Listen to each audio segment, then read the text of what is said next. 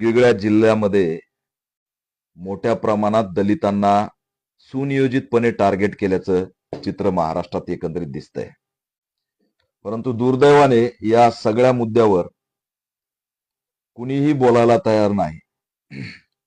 अधिवेशन सुरू आहे, पण अधिवेशनात सुद्धा दलितांचा मुद्दा कुठंच दिसत नाही. महिला दिनानिमित्त नीलमताई गोरे असतील, चित्रा वाघ असतील, कायंदे असतील, अनेकांनी मतं मांडले, महिलांबद्दल बोलले. परंतु त्यात दलित अत्याचारात ज्या काही आमच्या पीडिता बळी गेल्या त्याच्याबद्दल कुणीही बोललं नाही. त्याच्यामुळे विधान भवनात सुद्धा आमचा कोणताही आवाज यावेळी दिसलेला नाही. आणि महाराष्ट्रातल्या एकंदरीत घटना पाहता महाराष्ट्रामध्ये अनुसूचित जातीच्या घटकांना मोठ्या प्रमाणात टार्गेट होताना दिसतंय. त्यात बहुजन सुद्धा आहेत. आणि म्हणून अनुष्का पाटोळे प्रकरण लातूरचं झाल्यानंतर अनेक घटना घडत गेल्या. नांदेडची सर्वात मोठी घटना जी आहे, BHMS मध्ये शिकणारी आमची आकांक्षा गायकवाड, हिला सुद्धा संपवण्यात आलं आणि तिचा आरोपी अद्याप फरार आहे. कुटुंब आंदोलन करतंय, न्याय मागतंय, परंतु न्याय त्याच्यामध्ये मिळत नाही. राज्यभर एक वातावरण दिसतंय की पोलीस यंत्रणा ही अॅट्रॉसिटीच्या प्रकरणामध्ये मोठ्या प्रमाणात गाफील झालेली आहे. त्याच्यामुळे कुठंतरी अॅट्रॉसिटी ऍक्टच्या केसेसकडे लक्षच द्यायचं नाही, असं काही सुनियोजित राज्यव्यापी कट गृह विभागाने केलाय का, असा सवाल सुद्धा आम्ही गृह विभागाला विचारतोय. कारण या दलितांवरील हल्ल्याबद्दल कसलीही संवेदना पोलीस यंत्रणेमध्ये, गृह विभागामध्ये, गृहमंत्र्याकडे दिसत नाही. अनुसूचित जाती जमाती आयोग पूर्णपणे झोपलेल्या निद्रिस्त अवस्थेमध्ये, त्याची सुद्धा भूमिका याच्यामध्ये काहीच दिसत नाही. म्हणजे दलितांनी मार खायचा आणि घरात बसायचं, त्यांनी तक्रारी सुद्धा करायच्या नाही. आणि तक्रारी जरी केल्या तरी आम्ही नोंद करू, परंतु आरोपीला अटक करणार नाही. अशाच केसेस महाराष्ट्रात सध्या मोठ्या प्रमाणात दिसायला लागल्यात. आणि म्हणून सर्वात धक्कादायक बाब आहे की दलितांना आता लवकर न्याय मिळत नाहीये. हे सरकार दलित विरोधी सरकार झालेलं आहे आणि दलितांच्या अन्याय अत्याचाराबद्दल यांना कसलीही चिंता वाटत नाही, कसलंही त्याबद्दल त्यांच्याकडं रोडमॅप नाहीये. हे अन्याय अत्याचाराचा अहवाल ते सादर करत नाहीत. धक्कादायक आकडे पुढे येतील एवढ्या घटना या महाराष्ट्रात सध्या होत आहेत. नेवाशाला, घोडेगावला आमचा भीम सैनिक नितीन शिरसाट मारला गेला. लेकरासहित, पत्नीसहित हॉस्पिटलला गेलेला भीम सैनिक नितीन शिरसाट, त्याच्यावरती एक टोळी येते, गँग येते आणि अंधाधुंद गोळीबार करून त्याला जाग्यावर मारून पळून जाती. आज महिना होत तरी त्यातला मुख्य आरोपी अटक होत नाही. कालच पीडित नितीन शिरसाटच्या भावाचा मला फोन आला होता. ते न्याय मागतायत, समाज बांधव पोलीस स्टेशनला जमा होत आहेत आणि पोलीस अधिकारी सुद्धा संशयास्पद भूमिकेमध्ये वागतायत. आरोपी त्यांना का अटक होत नाहीत? नितीन शिरसाट हा एक सामाजिक कार्यामध्ये कमी काळात नावलौकिक झालेला त्या भागातला तरुण होता. भीम सैनिकांना त्यांनी एक आपला रोजगार देण्याच्या पद्धतीने कामं सुरू केले होते. त्याची ताकद सामाजिक त्या दिशेने वाढत चालली होती आणि तो प्रस्थापितांना नडत होता. म्हणून त्याला सुनियोजित कट करून उच्च स्तरावरून प्लॅनिंग करून त्याला संपवण्यात आल्याचं सुद्धा त्याच्या भावाने सगळा डिटेल मला दिलेला आहे. याच्यात कोण कोण आहेत, राजकीय कोण आहेत, पुढाऱ्याचा किती हात आहे, हे सगळ्या गोष्टी आता आमच्या समोर यायला लागल्यात. आणि नितीन शिरसाट हा भीमसैनिक हळहळ करून त्या ठिकाणी अगदी 35-33 वर्षाचा हा तरुण जो नव्या उमेदीने त्या ठिकाणी आपलं प्रस्थ निर्माण करत होता. दलित कसं काय प्रस्थ निर्माण करू शकतात? दलित तरुण संघटन कसं काय करू शकतो? दलित इथला भीमसैनिक स्वाभिमानाने, आत्मसन्मानाने जगण्याची भाषा कसं काय करू शकतो? हे आजही नगर जिल्ह्यामध्ये डोळ्यामध्ये प्रस्थापितांच्या खुपतं आणि त्यातूनच नितीन शिरसाटचा बळी गेलेला आहे. नितीन शिरसाट हा एकदम डॅशिंग भीमसैनिक होता आणि त्याच्यावरती अंधाधुंद गोळीबार करून त्याला संपवलंय आणि त्याचा मास्टर माइंड अटक सुद्धा नाही. म्हणून आम्ही मागणी करतोय, समाजाने सुद्धा अल्टिमेटम दिलाय. याच्यामध्ये लवकरात लवकर मास्टर माइंड कोण आहे ते अटक करा. त्याच्या पीडित कुटुंबाला पोलीस संरक्षण द्या. आजही जर आरोपी फरार आहेत तर त्या पीडित कुटुंबाच्या जीवाची काय शाश्वती आहे? याच्यामध्ये तात्काळ आरोपींवरती त्या मोठ्या प्रमाणात पोलीस अधिकाऱ्यांनी भूमिका घेतली पाहिजे. नगरच्या एसपींनी याच्यावरती भूमिका घेतली पाहिजे आणि जर लवकरात लवकर याच्यात अटक नाही झाली तर मग मात्र मोठं आंदोलन त्या ठिकाणी झाल्याशिवाय केल्याशिवाय आम्हाला पर्याय राहणार नाही. आमचा घोडेगावचा हा तरुण संपवला, त्याला दिवसाढवळ्या हॉस्पिटलमध्ये कुटुंबाला घेऊन गेला होता आणि तिथंच असणारा त्याचा घात केला.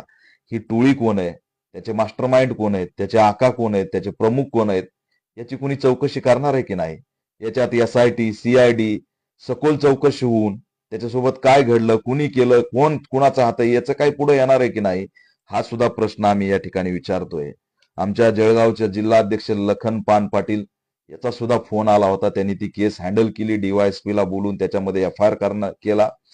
भडगावला, जळगाव जिल्ह्यातील भडगाव तालुक्यात पिंपरी हाट नावाचं गाव आहे आणि त्या गावामध्ये एका दलित महिलेला 8 ते 10 जणांनी घरात घुसून मारहाण केली. एका महिलेला 8-8 जण जातीवादी घरात घुसतात आणि मारहाण करतात, तरी सुद्धा त्याच्यामध्ये पोलीस स्ट्रॉंगली कारवाई करत नाहीत.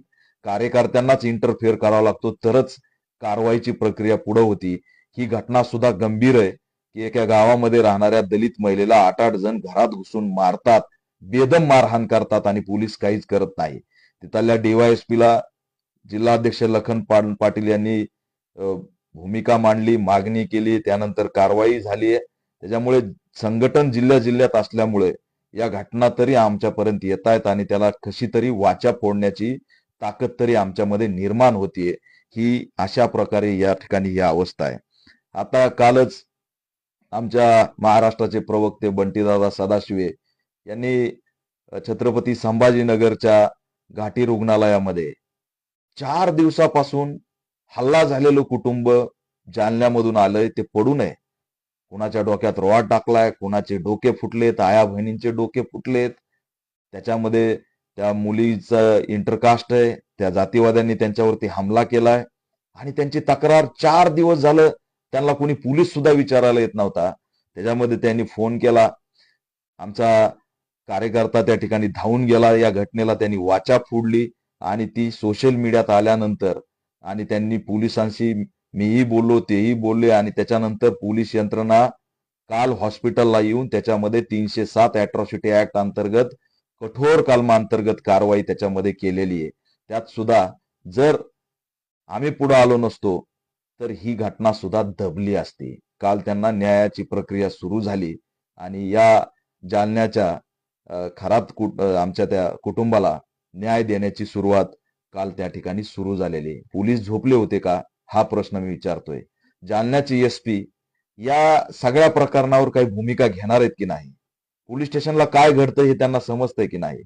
4-4 दिवस जर एफ आय आर होत नसेल, रक्तबंबाळ अवस्थेमध्ये जर लोक हॉस्पिटलला पडून राहत असतील, 4-4 दिवस तुम्ही पंचनामा करायला येत नसाल, जबाब घ्यायला येत नसाल, MLC घेत नसाल, तर मग न्याय मिळणार कसा? आज हे कुटुंब उद्या पुन्हा दुसरं कुटुंब असेल. या ठिकाणी लायसन मिळाल्यासारखे लोक एकामेकाला मारत राहतील. परत काल घटना आली, मला रात्रीच पाठवली बंटीदादा सदाशिव यांनी. शरणापूर शिवार या भागामध्ये छत्रपती संभाजीनगरला मंगेश बोर्डे या 2 लेकर त्याला बायको आहे, बिचारा शेती छोटीशी, वाळूचं टंपर इथं का उभा केलं विचारलं म्हणून त्याला 36 टाके पडेपर्यंत मारलंय. लहान लेकराला मारलंय, त्या महिलेला मारलंय आणि त्याच्यामध्ये पोलीस दौलताबाद पोलीस स्टेशनची ही केस आहे आणि तिथं पोलीस काहीच करत नाहीत. तिथं खंडागळे म्हणून आहेत, ते का करत नाहीत? अद्याप त्याच्यामध्ये 2 आरोपी फरार आहेत. म्हणजे एवढं मुद्दे पडल्यावरच आम्हाला न्याय मिळणार आहे का हा प्रश्न सुद्धा मी या ठिकाणी विचारतोय. आमच्या विदर्भाचे युवा अध्यक्ष संकेत जाधव यांनी सुद्धा एक प्रकरण त्या ठिकाणी बाहेर आणलं. चिखली भागामध्ये भंतीजीवर हल्ला करण्याचा प्रयत्न झाला. हे 2 लोक कर्मठ धार्मिक संघटनेशी अटॅच आहेत. त्यांनी भंतीजीला शिवीगाळ केली, त्यांना असणार अभद्र बोललं गेलं वंदनीय धर्मगुरू कोणत्याही धर्माचे असो आणि त्यांना जर महाराष्ट्रामध्ये सुरक्षित नसतील तर हा महाराष्ट्र चाललाय कोणत्या दिशेने? आज त्या भंतीजींना 2 लोकांनी टार्गेट केलं, कॅमेऱ्यामध्ये आलंय आणि त्याच्यातला एक आरोपी अद्याप फरार आहे. पोलिसांना तो आरोपी सापडत का नाही? कोण करतंय हे? दंगली पसरवण्याचं किंवा समाजामध्ये तेढ निर्माण करण्याचं काम कोण करतंय? हे अशा पद्धतीने जर सुरू राहिलं तर कसं होईल? त्याच्यामध्ये संकेत जाधव या आमच्या ढाण्या वाघाने या केसमध्ये मोठा इंटरेस्ट घेतला. सगळेच कार्यकर्ते त्याच्यामध्ये इन्व्हॉल्व झाले आणि ही चिखलीचं प्रकरण सुद्धा त्या ठिकाणी पटलावर येऊन न्यायाच्या दिशेने कार्यकर्त्यांनी घेऊन गेलेले आहेत. त्याच्यामध्ये कालच पुन्हा चिखली भागातून, बुलढाणा भागातून मला बरेच फोन आलेत. झेंड्याचे प्रकरण समोर यायला लागलेत. त्यानंतर जाणीवपूर्वक विहारासमोर समाजकंटक वेगवेगळ्या प्रकारच्या कुरघोड्या करण्याचा प्रयत्न करतायत. भीम जयंती जवळ यायला लागली. मी बुलढाण्याच्या एसपींना मागणी करतोय की बुलढाणा आधीच राज्याच्या पटलावरती आहे. कायदा व सुव्यवस्थेचा प्रश्न बुलढाण्यात गंभीर झालेला आहे आणि अशा स्थितीमध्ये काही समाजकंटक डॉक्टर बाबासाहेब आंबेडकरांच्या जयंतीच्या तोंडावरती अनेक गावामध्ये एक वातावरण दूषित करण्याचा प्रयत्न करतायत. ते दंगलीच्या दिशेने घेऊन जात आहेत. मी त्यांना आव्हान करतोय की बेकायदेशीररित्या जागा बळकवायची, बेकायदेशीररित्या त्या ठिकाणी वेगवेगळ्या प्रकारचं एक वातावरण दूषित करण्यासाठी उभा करायचं आणि मग सामाजिक तेढ कशी निर्माण होईल याचा अजेंडा राबवायचा ही योग्य नाहीये. त्याच्यामध्ये तहसीलदार, जिल्हाधिकारी यांनी त्या त्या गावामध्ये तात्काळ भूमिका घेतली पाहिजे. आमच्याकडे पूर्ण डिटेल्स आलेले आहेत. मी त्याच्यावरती सुद्धा लवकरच मोठी भूमिका या ठिकाणी घेणार आहे. राज्यभर अन्याय अत्याचाराच्या घटना घडतायत. बीड जिल्ह्यामध्ये मेंढपाळ बांधवाला त्या ठिकाणी मारहाण झाली. तो मेंढपाळ बांधव आज महाराष्ट्रामध्ये मेंढपाळांचं अस्तित्व धोक्यात आलेलं आहे. दरवर्षी मेंढपाळांना कुठं ना कुठं मारलं जातं, त्यांच्यावरती दरोडा टाकला जातो, हाय नाही ते लुटलं जातं. रोजचा संघर्ष, रोजचा नवा बाण, रोजची नवी भटकंती त्यांच्या वाट्याला आहे. आजही 80-85 वर्ष झालं तरी मेंढपाळ हा गुलामीतच जगतोय. देश स्वतंत्र झाला पण मेंढपाळांची भटकंती थांबत नाही. ऊसतोड मजुरांची भटकंती थांबत नाही आणि जिथं भटकंती आली तिथं गुलामी आली आणि या स्वतंत्र भारतामध्ये आजही आमचं अस्तित्व गुलामगिरीसारखं आहे. जर आम्हाला आत्मसन्मानच नसेल तर हे स्वातंत्र्य, हे स्वराज्य नेमकं कुणासाठी आहे हा प्रश्न सुद्धा मी राज्य सरकारला विचारतोय. तुम्हाला मेंढपाळांचं मतदान लागतं, धनगरांचं मतदान लागतं, दलितांचं मतदान लागतं, ऊसतोड मजुरांचं मतदान लागतं, पण त्यांना जमिनी द्यावा, स्थायिक करावं. त्यांचा मेंढीचा व्यवसाय हा मेक इन इंडियात आणावा. त्यांनाही 2-2, 5-5 कोटीचे अनुदान उभा करून त्यांचं व्यवसाय सुद्धा एका जागेवर स्थायिक करावा असं तुम्हाला वाटत नाही. गोशाळेसाठी तुम्ही 2-2, 5-5 कोटीचं अनुदान दिलं, जमिनी दिल्या, जागा दिल्या, कारण गाय जगली पाहिजे. पण मेंढी ही उपजीविका भागवणारी एक धनगर समाजाचं व्यवसाय तो टिकला पाहिजे याच्यासाठी राज्य सरकार प्रयत्न करत नाही. त्यांना धनगर समाजाचे नेते सामाजिक तेढ निर्माण करण्यासाठी हाताशी लागतात, परंतु धनगर समाजाचं हित जोपासावा याच्यासाठी RSS सरकार प्रयत्न करत नाही.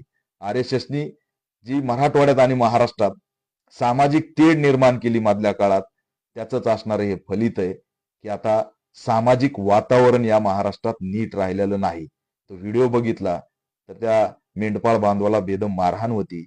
हे कशामुळे झालंय याचं आत्मचिंतन प्रत्येकाने करायची गरज आहे. मानवता हीच आपली ओळख असताना ही मानवता कुठं लोप पावली? मेंढपाळ आम्ही लहान असताना बघायचो की कधी येतात याची ओढ लागायची. त्या मेंढीचं दूध पिऊ वाटायचं.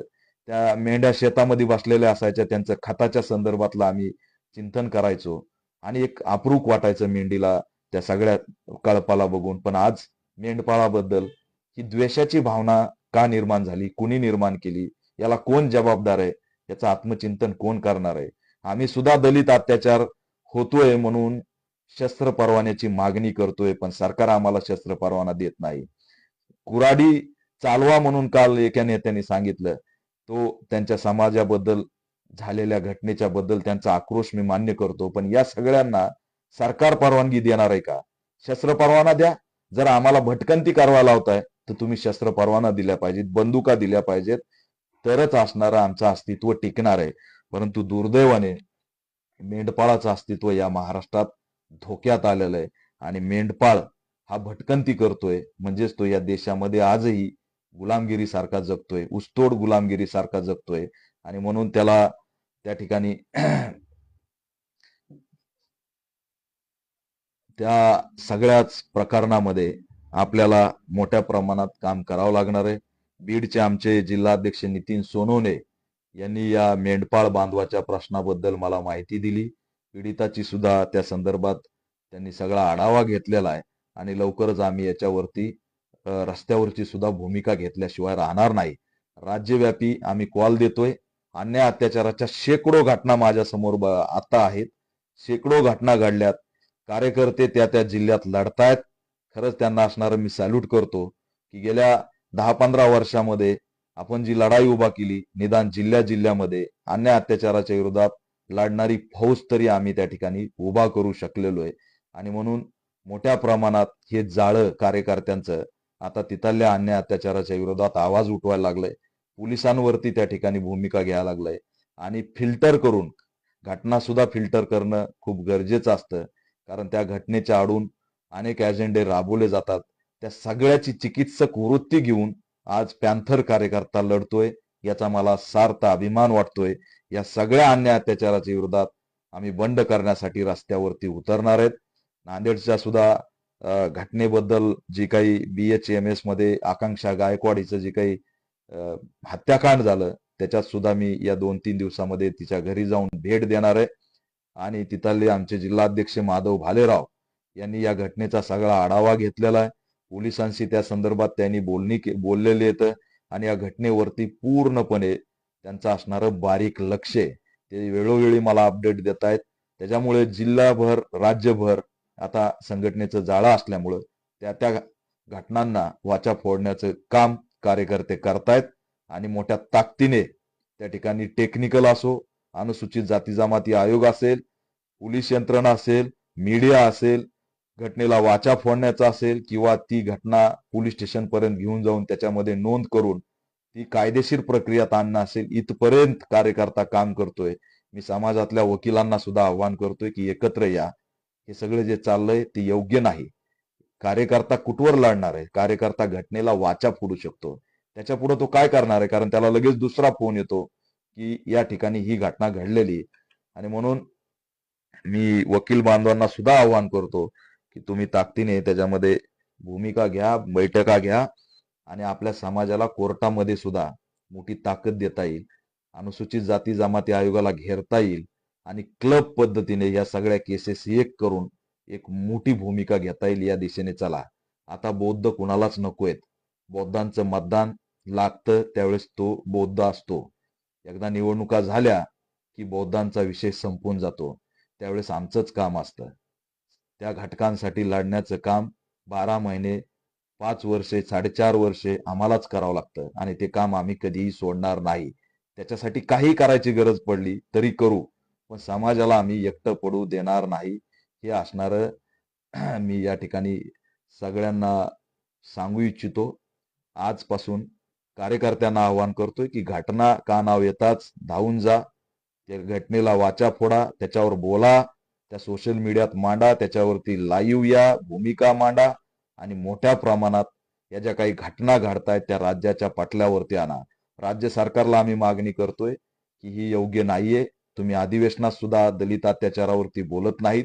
अनुष्का पाटोळेवरती तुम्ही एक शब्दही या अधिवेशनात बोललेला नाहीत.